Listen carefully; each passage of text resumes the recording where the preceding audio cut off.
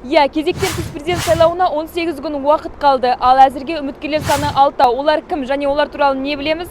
Халық арасынан сұрап көрейік. Жоқ, танымаймын. Қазіргі президентке Үміткерлер. ешқайсысын танымаған соң қалай дауыс беремін? Мен бұлар туралы ақпарат ештеңе білмейді. Бұлар туралы күнде телевизордан айтып жатыр ғой. Бірақ мен бұларға ешқандай сенімім жоқ. Совсем енді күлкілі, мықты азаматтар бар ғой. Тоқаевты сайлаймын. Иә, содан көп үміт күтеміз енді. Содан басқа енді мынау жай подставной лицо ғой бұлар.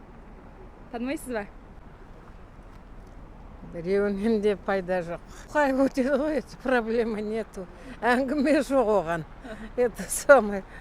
Енді сол кісіге нетеді, басқалары бір-бірімен қырылысып нетіп жатыр. Там был бы человек 45, вот 50 лет. Никого не знаю, кроме президента. Да? Да. Президентке ғана дауыс береміз. Одан басқа адамдарды танымаймыз. Ой, танымаймын. Жалған сайлау ғой, несіне оны дауыс беремін? Ну, то есть по новостям я видела, да. Видели, да? Да, за действующего.